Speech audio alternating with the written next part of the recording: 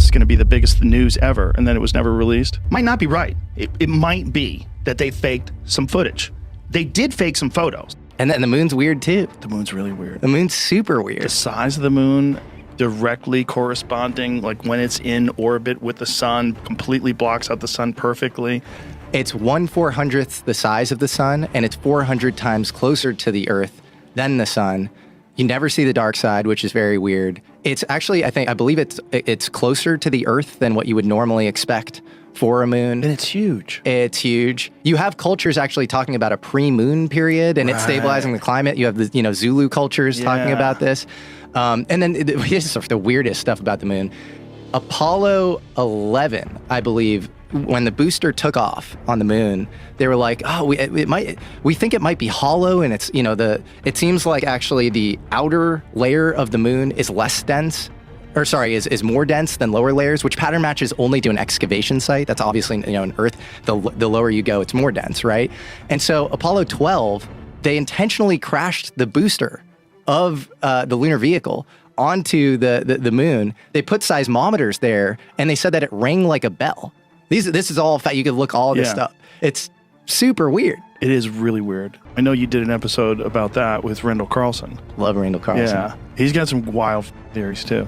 But the idea that the moon was somehow another place there to stabilize our atmosphere is so crazy. It is crazy. You obviously have to sort of think in probabilities all the way down. Lowest probability, craziest thing is Ingo Swann, who is another remote viewer in the Stargate program. He wrote a book called Penetration, where he's basically like abducted by this guy in a suit, like this kind of Men in Black style guy named Axelrod, and he is told to remote view the moon. And he remote views an alien base on the moon. And he says that he gets it, the whole thing goes crazy. I mean, the book is insane. It's like he then ends up in a supermarket and he says that he senses that this woman at the produce aisle is like an alien or something. But a lot of people from that Stargate program remote viewed, structures on the dark side of the moon and that sort of thing. So, well, but AJ from the Y-Files was on, and he was the one that was telling us that there's photos, right, of the dark side of the moon, that someone had seen photos and was assuming that these would be released shortly, that there were structures. This is going to be the biggest news ever, and then it was never released. Are you talking about maybe Carl Wolf? Is that what it was? Who was taken to, this is all his claims, and he died in a freakish bike accident a little after saying this. But he said that there was like in like Langley, Virginia, where a lot of spooky stuff goes on. He was taken to some it was like inside a mountain complex. But then there's the question of disinformation, right?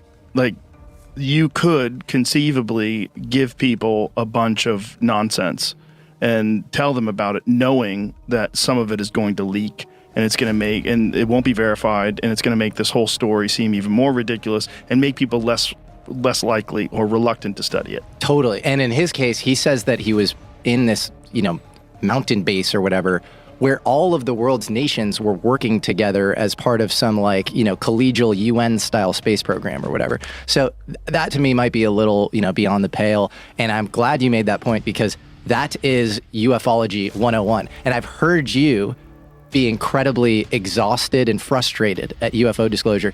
And I think that is the reasonable response. It is limited hangouts on limited hangouts. It's just, we're going to give you a little bit, but we're also going to sprinkle in some falsities and we're going to stigmatize it. And it kind of works because it creates this initiation path for recruiting. If there are any of these programs, it widens the surface area. It both conditions the populace, but also stigmatizes the thing and makes it seem like kind of a joke.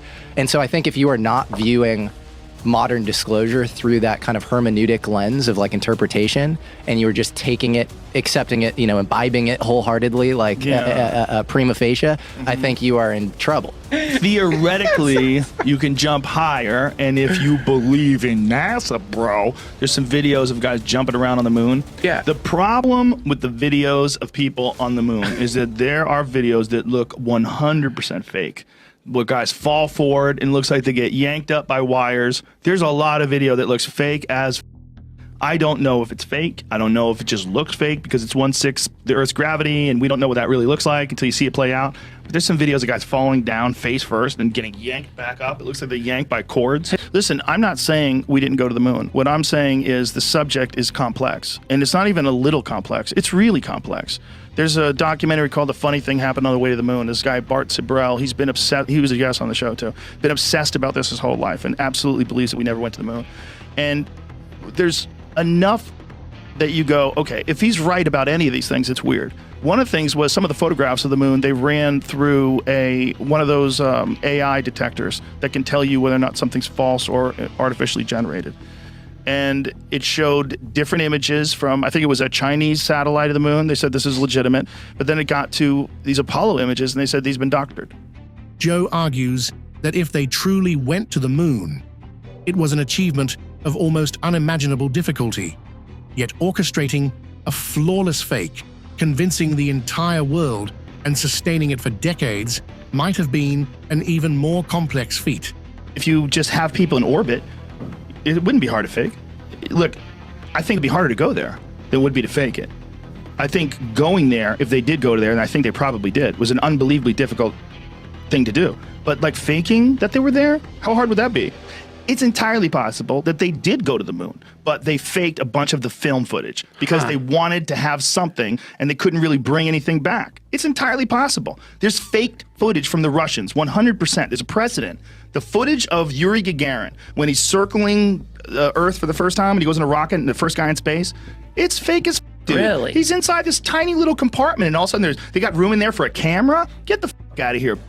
You see a light source this way and a light source that way. He's got dueling shadows behind him because they got lights set up in there because they're filming him inside this capsule. No, he shot up in the space. He really did do it, but they couldn't fit a goddamn camera in this tiny little capsule. Right. There's no room. So they just faked it after the fact. Makes sense. Of course it makes sense. Saves a lot of money. There was no internet back then. There was no VHS tapes back then. Right. They broadcast something on TV. As far as their eyes and their mind goes, that was the only time people were going to see it. Right. All they have to do is show it to you once. Pull it off. Nobody ever imagined you'd be able to pull it up on your phone. Literally the craziest thing in human history to ever record over. Right. It is the dumbest thing in human. I'm not saying they didn't do it. They might have. The official story might be legit. Casino. But it might not be. Where do you put your money on the moon landing? Because you know what I'm detecting, Joe? When we first got to be friends, as I recall, you didn't really believe in the moon landing. I didn't believe in it at all. And then you went through a phase because of the podcast and having a lot of conversations with different people, or something happened where you started shifting your ideas and thinking we did go to the moon. No, I started shifting my ideas about everything. The moon landing is just an example. That's an extreme example of a position I took that I think represents, there is mystery to that story. Yeah. There's a lot of mystery to that story, still to this day. There's a bunch of weird connected to the moon landing. A lot of it might not be right. It might be that they faked some footage. They did fake some photos. There's a photo of Michael Collins who's on a moonwalk from like Gemini 15. And it's not a real photo. It's a photo of him from the test runs that they did that's in a warehouse, and they blacked out all the background. It's been proven. They reversed the image and blacked out the background. You could see the two of them. If you overlay them, they line up perfectly. It's the exact same image. So someone, whether it is an overzealous PR agent for NASA or a journalist at the time, who knows who actually made that photograph, but somebody did and tried to pass that photo off as space. I think we're getting very close to rediscovering some of the things that our ancient ancestors were up to. There's a group of people who are basically going to open source a whole lot of stuff in the next 3 months, so it can never get suppressed again. Joe Rogan exposed why we can't dig under the pyramids. The tunnels are there, but what's beneath is too dangerous, too destabilizing to reveal. Now, the Great Pyramid of Giza is probably the most stunning of all these ancient structures. And the stones are immense, and some of them were cut from a quarry that's hundreds of miles away. How do you think they did that? Well, some of them, the granite in the Great Pyramid comes from more than 500 miles to the south. If you look at the famous King's Chamber, its walls and its roof are, the ceiling of the King's Chamber are all made with gigantic granite blocks. Stunning detail. Stunning detail. Those blocks on the roof of the King's Chamber weigh 70 tons each. Now, Egyptologists will tell you that, they could move heavy blocks because they put them on wet sand and they push them along on wet sand. Well, maybe if you're just at ground level, that will do. But when you're 350 feet above the ground, as you are in the King's Chamber, that won't do at all. I don't know how they did it. All I know is they did it. Joe says nobody really knows how they did it. How they lifted those massive stones, how they raised them to that height, or how the engineering still defies modern replication. I don't think anybody knows how they did it, how they lifted those stones, how they brought them up to that level. I think we're looking, again, at a lost technology. And it was this ancient apocalypse 12,800 years ago that wiped that from the human memory banks almost completely, not entirely completely because there were survivors, but removed most of it. Randall will tell you, sea level rise, it creates a powerful high energy zone. Anything that was existing on those flooded coastlines has just been pounded to hell. I mean, talk about it, Randall. Well, yeah, I mean, it's going to be a lot more energetic than now. I mean, imagine your sea level rising at 3 or 4 times at least faster than we've seen rise in the last century. And within there, juxtaposed are these episodes of very rapid sea level rise. So you're talking about a very energetic intertidal zone. And anything that's there, short of large megalithic blocks, is going to be utterly obliterated by the time the process is through. This is one of the things archaeologists and prehistorians have failed to account for: the sheer severity of these events and what they would have required from ancient builders. And I think that this is one of the things that, the archaeologists and the prehistorians, people are looking at that, have failed to take into account the severity of these events we're talking about. Because the question always is, where are the artifacts? Where's the pottery? Where is the evidence that this civilization existed? And I have 2 responses to that. One, you don't realize the extent of the total remodeling of this planetary surface that took place. Because, I mean, we could get into some of the stuff here. I have tons of images where I think maybe we'll get a chance to pull up a couple of really awesome drone footage here before we're done. But once you begin to wrap your head around this, you go, really?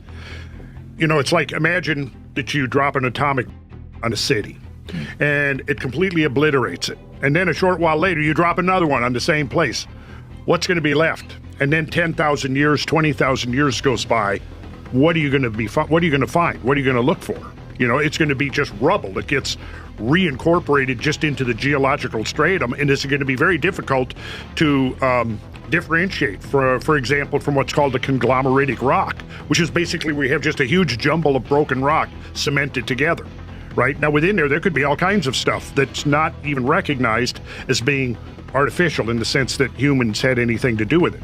The other thing is when we talk about these ancient technologies, if we're only looking for a mirror reflection of ourselves, we could overlook it completely, because I think there's evidence that exists now. I mean, some modern researchers whose work has been buried or suppressed. We're getting very close to rediscovering what our ancient ancestors were truly up to. Knowledge and capabilities far beyond what we've given them credit for. I think we're getting very close to rediscovering some of the things that our ancient ancestors were up to. And maybe this would be worth a whole show in itself. We could dive into this, and I don't want to get into that today. But what kind of technologies are you talking about? There are people out there now who have been working on trying to rediscover that. And again, I don't want to digress too much into this now, because I would really rather be able to give a whole treatment of it, and it might kind of derail us a little bit from this. But there are people who've been working on these things for decades now, basically in secret. And I've had the privilege of talking to some of these people over the last 6 or 7 years. And right now, as we're speaking, there's a group of people who are basically going to open source a whole lot of stuff in the next 3 months, so it can never get suppressed again. There's a laboratory right now in the Maldives that's been building prototypes using these technological principles, which are based on implosion rather than explosion. And the inspiration for this. Tesla's ideas are part of it, I think you mentioned. Tesla's ideas are very much a part of it. Yes, Tesla's ideas are very much a part of it. I think the key thing is we're looking at technologies that are not the same as ours. Yes. And that's Yes, partly that's the why point. archaeologists can't see them, because they're looking for us in the past, and they're not open to the possibility that there are whole other kinds of technology that could be used. Right. I always go back to the ancient Egyptian traditions that speak of priests chanting as these huge blocks were lifted into the air. Were they using some kind of sound effect, some kind of use of sound that was able to manipulate matter? We know that sound can manipulate matter, as a matter of fact, but they're lifting these blocks. Again and again, it appears in ancient Egyptian traditions. The idea that massive stones could be lifted with sound seems absurd to archaeologists. Yet it lingers in the traditions preserved by Egyptologists. The notion that we could lift huge blocks with sound seems absurd to archaeologists, and yet it's there in the traditions of the Egyptologists. And what Randall's talking about now is people who are working on a whole alternative path of technology. And maybe that's a rediscovery of the kind of technologies that were used by a lost civilization. I think that's what's important about what you're saying, is that we have this very limited idea of technology based on what we've experienced. Yeah. But if you had anatomically similar human beings that lived for thousands and thousands of years. Stuff just keeps on getting older. If you think about the amount of progress that we've achieved as modern humans just in the last few hundred years, if you go back 400 years to now, it's a stunning amount of achievement. Absolutely stunning. And if you have a completely different path of technology, one that's not utilizing internal combustion engines and cranes and the like that we experience leverage, today. mechanical advantage, everything that our tech is based around. Something that's insanely advanced, tens of thousands of years of a different path. Yeah.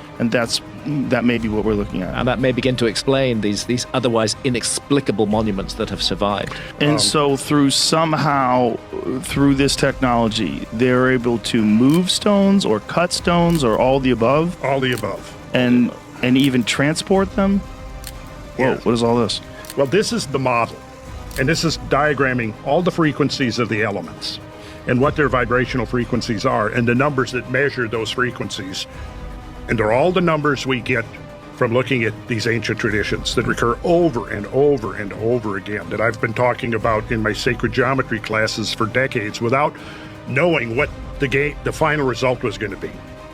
So this inventor who's working with this small group contacted me, and this is what he told me. He said, "You built the foundation." He said, "You laid the foundation with your work on ancient geometry, and I built a house on top of it."